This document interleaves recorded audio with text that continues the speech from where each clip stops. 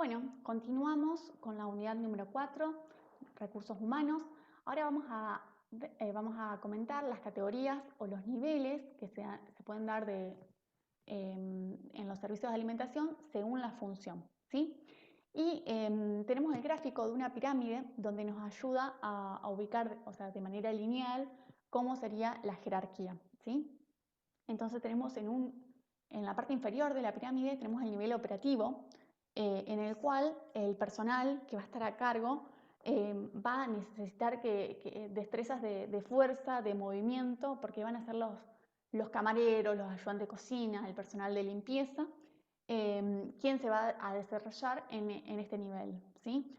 En un nivel un poco más superior tenemos el nivel técnico, que corresponde a personal que ha tenido una formación, ¿sí? Un poco más mínima, como puede ser un jefe de cocina, un ecónomo, un cocinero, o alguna persona administrativa, o sea, relacionada a alguna tecnicatura, ¿sí? Puede ser un técnico gastronómico, puede ser un chef, ¿sí? Bueno, entonces en el nivel técnico ya requerimos un poco más de destrezas intelectuales, ¿sí? Para organizar, sobre todo al personal a cargo, que ya va a tener. Y en la parte superior tenemos el nivel profesional, donde se requieren muchas destrezas de dirección, de supervisión, ¿sí? También de destrezas más mentales que motoras, podemos decir, donde se encontraría como más los cargos jerárquicos de un servicio de alimentación. Y el licenciado en nutrición claramente se podría desarrollar en este nivel profesional.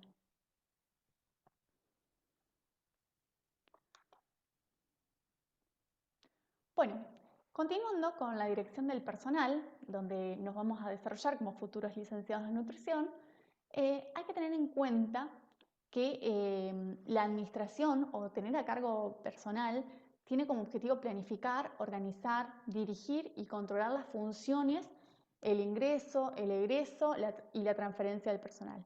Entonces, esto es muy importante porque dependiendo de la magnitud o de cómo esté conformada la organización en la que trabajemos, puede ser que la dirección del personal esté a cargo del Departamento de Recursos Humanos o a cargo del nutricionista. Esto va a depender, como dije anteriormente, de la magnitud de la empresa o de la organización, ¿sí? Pero hay que tener en cuenta que el nutricionista siempre tiene que intervenir en estas tareas, ¿sí? No siempre va a tener quizás la potestad o la palabra final, pero sí hay que intervenir en este proceso. ¿Cuáles serían las obligaciones de un administrador de un servicio de alimentación? Nosotros como futuros administradores de un servicio de alimentación nos tenemos que imaginar como que estamos gerenciando un servicio de alimentación. Bueno, vamos a tener que buscar facilitar al máximo todas las habilidades del personal, ¿sí? Adecuar el trabajo a cada individuo, tener en cuenta las diferentes características. Si un trabajo requiere de mayor delicadeza, vamos a buscar a una persona que tenga como mayor capacidad de concentración, que sea más detallista. En cambio, en otros trabajos vamos a necesitar una persona más ágil, ¿sí? Entonces vamos a tener que ir adecuando ese trabajo según cada persona. Esto es muy importante, que viene en relación a lo que comentábamos en el video anterior de las motivaciones, preocuparse por la vida de la persona, o sea, no olvidarse que no son robots, sino que son personas. Entonces el trato también que tenemos con las personas es sumamente importante, ¿sí? Asignarle esparcimiento, o sea, organizar los descansos, también los tiempos durante la jornada laboral para si corresponde el desayuno, si corresponde el almuerzo, ¿sí? Y darle condiciones adecuadas de trabajo, o sea, que tenga la vestimenta correspondiente, que se sienta cómoda, que tenga buena postura al trabajar, ¿sí? Todas estas cuestiones son sumamente importantes y van a depender de la dirección del personal o del administrador del servicio. Bueno, ahora vamos a ir viendo las distintas fases que se dan en la dirección del personal, ¿sí? Son 4 fases, las vamos a ir desarrollando de a una, ¿sí? Esto es muy importante, que si bien tienen como un orden, por eso tiene el sentido de las flechas, las relaciones laborales siempre están presentes, ¿sí? O sea, es muy importante llevarnos bien en todo el proceso de la dirección del personal, ¿sí? Bien, La primera fase es la planeación de las necesidades. Lo primero que tenemos que hacer es determinar qué cantidad y qué calidad de personal necesitamos. Entonces, dentro de esta fase va a estar el diseño de los cargos y el diseño de los planes de recursos humanos. O sea, vamos a diseñar qué cargos vamos a necesitar, ¿sí? Entonces vamos a describir, primero vamos a buscar, información, vamos a describir y vamos a especificar los detalles de los mismos y luego vamos a proyectar, ¿sí? Cómo vamos a reclutar, cómo vamos a hacer la selección, dónde lo vamos a ubicar, cuáles van a ser las posibilidades de promoción y buscar el desarrollo del personal. Bien. Para el diseño de los cargos, vamos a especificar entonces las actividades que va a realizar esa persona o ese grupo de personas que se va a desenvolver en ese puesto para cumplir con los requisitos de nuestro servicio de alimentación, ¿sí? También qué tecnología y cómo va a satisfacer las necesidades de quienes las realicen. Entonces, ¿qué factores tengo que tener en cuenta a la hora de diseñar un cargo? Es qué tareas deben realizarse, cómo deben realizarse, a través de qué métodos, a qué hora del día, en qué momento se van a realizar esas tareas, qué características físicas y mentales se requieren del trabajador, ¿sí? Esto es muy, muy importante, esto que decíamos, hay en ciertos puestos que necesitamos más destrezas físicas y en otros más mentales, ¿sí? ¿Dónde va a estar desarrollando este cargo? ¿Sí? ¿Cuál va a ser su ubicación dentro del servicio? Y también que entienda cuáles son los objetivos y la motivación para ese empleado, o sea, por qué se lo requiere en ese cargo, ¿sí? Entonces, primero vamos a partir de hacer ese análisis, vamos a buscar cuál es el propósito o cuál es la naturaleza de esos cargos. Entonces vamos a necesitar recolectar información, esto es muy importante. ¿Cuáles son las condiciones de trabajo que se requieren para ese cargo? ¿Cuáles son los propósitos de la tarea? ¿Cuáles son las habilidades requeridas? ¿Sí? Si se requiere tener alguna formación en particular, si se requiere tener algún estudio previo, cuál es ese esfuerzo mental y físico, ¿sí? Entonces esto también va a depender de la edad, ¿sí? Sobre todo lo físico, ¿sí? ¿Qué equipo se va a usar? ¿Sí? ¿Cuál es el riesgo de usar ese equipo? ¿Sí? Si requiere de más fuerza o de menos fuerza. ¿Y cuál es el tiempo? ¿Sí? Bien, una vez que recolectamos toda esa información, vamos a ir a describir esos cargos, ¿sí? Entonces, ¿qué es la descripción? Es una declaración por escrito que va a identificar las distintas tareas, los deberes, los resultados de actuación. Esta descripción no es que se hace una vez, o sea, doy un ejemplo, me contratan para gerenciar un servicio de alimentación, no es que lo hago la primera vez y ya está. No, esto continuamente hay que ir revisándolo y ajustándolo, ¿sí? Esto es muy importante. Acá, como ven, hay un modelo, ¿sí? De una descripción. Esto es importante practicarlo, ir haciendo con los diferentes cargos y en la bibliografía tienen otros ejemplos, ¿sí? Como vemos, siempre va a haber primero identificar cuál es el título del cargo, la ubicación como dijimos antes, o sea, toda la información que nos planteamos antes, después lo volcamos de esta manera por escrito, ¿sí? Una fecha, un código del cargo, esto va a depender de cada lugar de trabajo, un mínimo resumen del cargo, ¿sí? Cuáles las actividades que va a realizar esa persona en ese cargo, cuáles son las responsabilidades, los requisitos, los requerimientos de ese cargo, ¿sí? Entonces, cuáles son las responsabilidades, los conocimientos, los requerimientos mentales, las destrezas, el equipo que se va a usar, qué estándar de producción se busca, ¿sí? ¿Quién lo va a supervisar a ese cargo? Y cómo se va a relacionar con los otros cargos. Esto es muy importante, entonces queda todo por escrito cómo se va a relacionar con los demás componentes del servicio. Una vez que tenemos la descripción, viene la parte de la especificación. Y esto es más específico para saber si el empleado es idóneo para ese puesto, ¿sí? Entonces, tenemos que detallar de nuevo el título, en qué departamento o en qué área se encuentra ese trabajador, ¿sí? Un código, un mini resumen del cargo, como veíamos anteriormente, los requisitos educativos, experiencia que se requiere, o sea, si para este cargo yo necesito que la persona tenga experiencia o es indistinto que no tenga experiencia, ¿sí? ¿Necesito que tenga experiencia en una cocina industrial o no necesito que tenga experiencia? ¿Qué conocimientos y habilidades? ¿Necesito que sea chef? ¿Necesito que sepa de pastelería? ¿Sí? ¿Necesito que conozca de buenas prácticas de manufactura? Bien. ¿Qué requisitos físicos? ¿Sí? Si necesita soportar altas temperaturas, recuerden que en las cocinas las condiciones ambientales por eso no son las más adecuadas, ¿sí? Los requisitos personales, la higiene, el cabello, el uso de aros, demás. El rango de edad, ¿sí? No siempre todos los cargos son para todas las edades.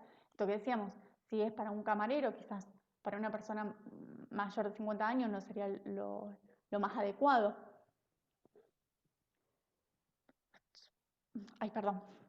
En cuanto a las referencias, o sea, de otros trabajos que haya tenido, ¿sí? De cómo se ha desempeñado, ¿sí?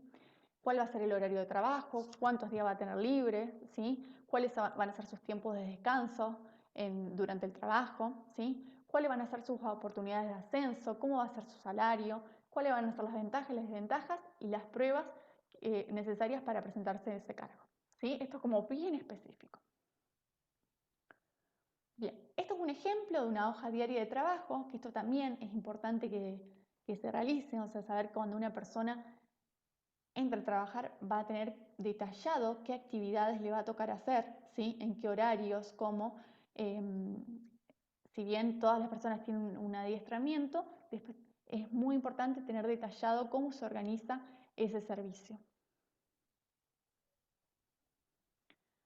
Bien, continuamos con el diseño de los cargos. Entonces vamos a tener también qué factores van a determinar, o sea, cuántos cargos voy a necesitar, cuántas personas trabajando voy a necesitar en este servicio de alimentación. Entonces esto es parte de diseñar los cargos, no solamente implica decir qué necesito, sino cuánto. Entonces esto va a depender del tipo de la organización y del servicio de alimentación implementado, ¿sí? No es lo mismo un servicio amplio, un servicio chico, no es lo mismo si tiene la distribución es centralizada, semicentralizada, cuál es la complejidad de la institución, qué números de raciones. El periodo punta es como la cantidad máxima de raciones que se pueden requerir, ¿sí? Los tipos de menú, ¿sí? La complejidad de esos menús, también, o la tipificación de dietas que haya, también eso va a determinar la dotación. ¿Cuál es el sistema de distribución? Esto que nombraba anteriormente. ¿Qué equipos se necesitan? Si hay mucho equipamiento, si hay poco equipamiento, ¿sí? Capaz que hay varios equipamientos, entonces no se necesita tanto personal, ¿sí? ¿Cómo es esa planta física? ¿Sí? Si es una planta física grande o si es una planta física muy chica y tener mucho personal también implicaría que no se desenvuelva bien en el trabajo porque por decir que haya muchas personas trabajando en el mismo lugar, ¿sí? Como que se choquen y demás. Y también va a depender del presupuesto, o sea, de cuánto dependemos para determinar esa dotación mínima y esa dotación nominal. La dotación mínima es la cantidad de personas que necesitamos para que un día funcione el servicio de alimentación. Y la dotación nominal incluye a todo el personal, la cantidad de personas necesarias que también cubra vacaciones, descansos y licencias, ¿sí? Entonces, una es la dotación mínima, el personal mínimo que necesito para que un día funcione el servicio de alimentación, y otra es la dotación nominal. Bien, hay criterios para definir este número profesional, ¿sí? Siempre vamos a usar las distintas bibliografías.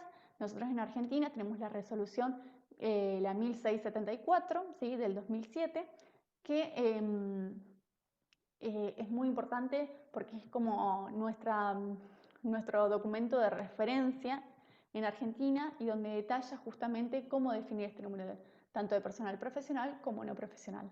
Pero como usamos distintas bibliografías, también hice la comparación para que veamos cómo cambia, ¿sí? Bueno, según Escoropada, ¿sí? Dice que puede depender del número de camas, pensando en un servicio asistencial, y dice que se necesita una nutricionista cada 40 camas si es un hospital crónico y cada 20 camas si es un hospital agudo, ¿sí? El crónico es el que hay más recambio, ¿sí? El agudo es el que hay más recambio, ¿sí? Las personas, y el crónico el que tiene una estadía más larga, más un jefe, ¿sí? Así es como determinarían la cantidad de personal profesional. Si yo pienso que voy a trabajar, por ejemplo, en un servicio de alimentación donde hay 400 camas, ¿sí? Bueno, tenemos que hacer ese cálculo que necesitaríamos 10 nutricionistas, supuestamente, para ese caso. Esto lo dice Escoropado. Bueno, después dice Tejada, lo que dice es que una nutricionista cada 80 camas más un jefe.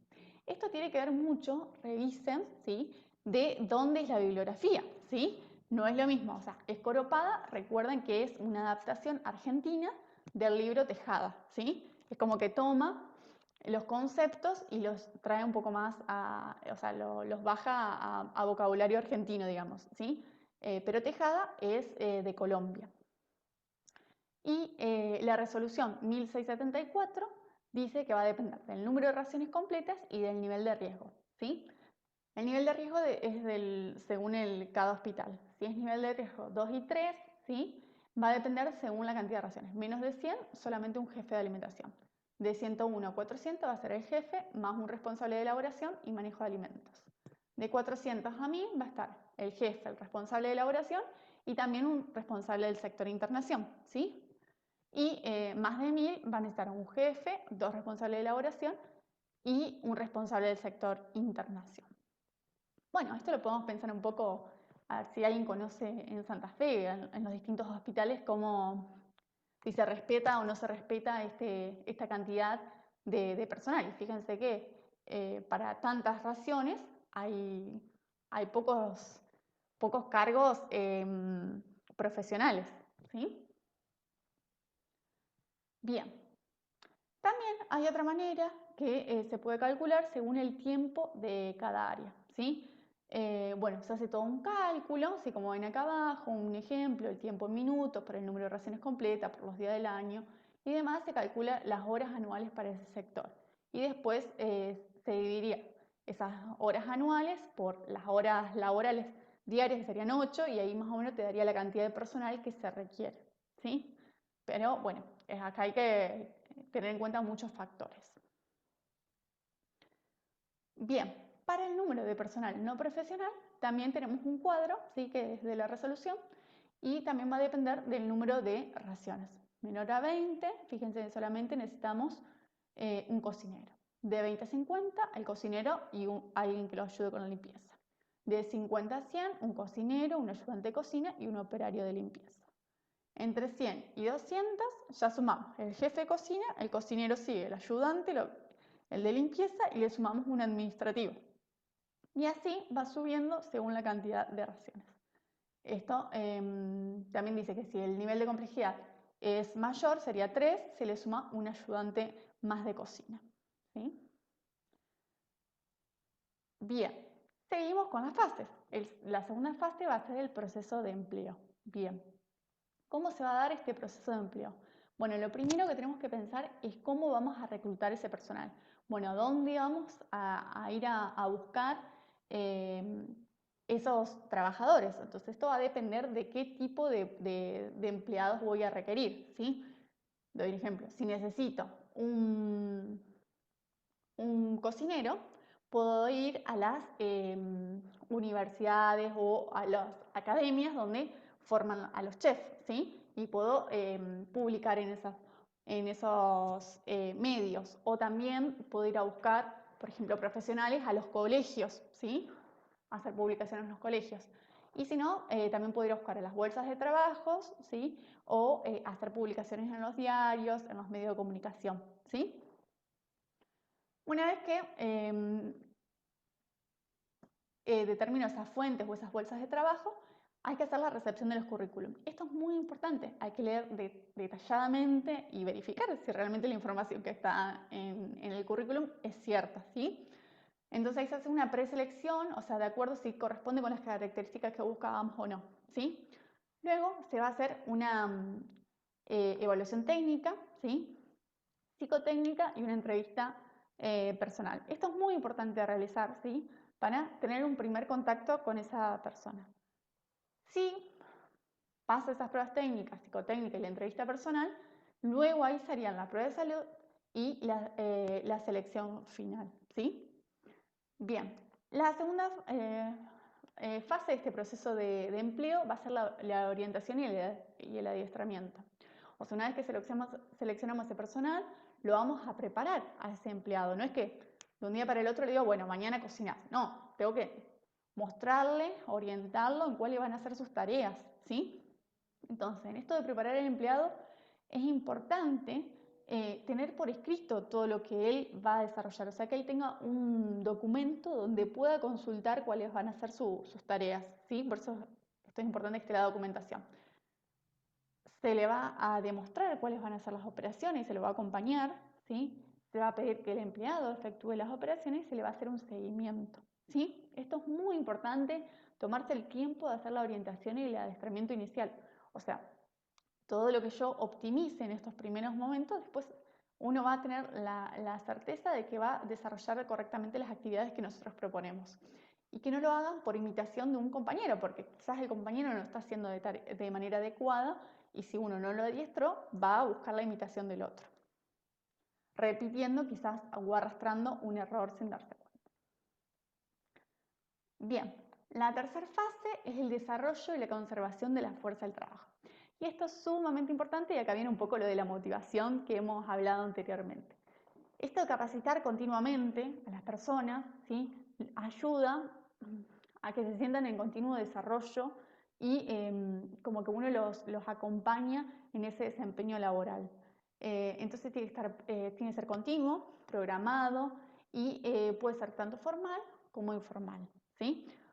Formal a través de evaluaciones y demás, y también informal como hacer entrenamientos acompañando las tareas que hace a diario. Acá la motivación va a ser el compromiso que la persona tenga con el trabajo. Y esto es sumamente importante, fomentar continuamente, motivarlo y por eso también siempre resaltamos, no solamente el desarrollo laboral, sino también tener en cuenta las cuestiones personales, ¿sí? La supervisión también es importante, esto va a ser una gran tarea del administrador del servicio de alimentación, de guiar y orientar a los empleados, acompañarlos y estar en continua comunicación con ellos, entonces escuchando cuáles son sus necesidades, cuáles son sus dudas y cuestiones con respecto a su trabajo. Y también hacer una evaluación. Esto que decíamos hoy en las capacitaciones continuas nos permite conocer, ¿sí? Cuál es el grado de perfeccionamiento que ha alcanzado esa persona, si quizás ya está en condiciones o si en algún momento se necesita para otro puesto de poder ascenderlo, o si se requiere seguir reforzando ciertas cuestiones para que mejore su desarrollo. Esto es muy importante de hacerlo, porque a veces, como en la diaria, no se termina perdiendo. Bien. La última fase, y la más importante diría, es, como le dijimos al principio, es una organización que está formada por una realidad humana, ¿sí? Donde hay personas. Y cuando todos, ¿sí? Tenemos que tener buenas relaciones laborales. O sea, las relaciones laborales van a estar dadas entre el jefe del servicio y va a ser la interacción con los trabajadores, ¿sí?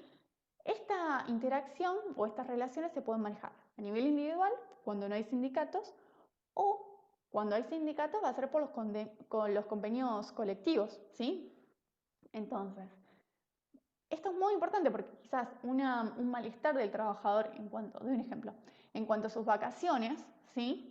Genera que que su desempeño en el trabajo disminuya, ¿sí? Entonces acá tenemos que ir a revisar el convenio colectivo, que es lo que dice, si uno lo está respetando o no lo está respetando, y también ser intermediario y sobre todas las cosas comunicarse, ¿sí? Hablar. La mejor manera de resolver estas cuestiones es hablando. Es algo que hay que practicarlo, ¿sí? Hay que ensayarlo, pero es muy importante la comunicación. Es la gran herramienta que tenemos en cuanto a todas las relaciones laborales. No siempre es que sean malas, ¿sí? No hay que pensarlo así, pero también en todas las cuestiones que uno mejora esas relaciones laborales teniendo una buena comunicación, siempre que sea fluida y con respeto. Bien, y por último vamos a ver el organigrama, ¿sí? Que es el esquema de conducción. Vamos a pasar a otro video donde se los voy a explicar, así queda más, más detallado.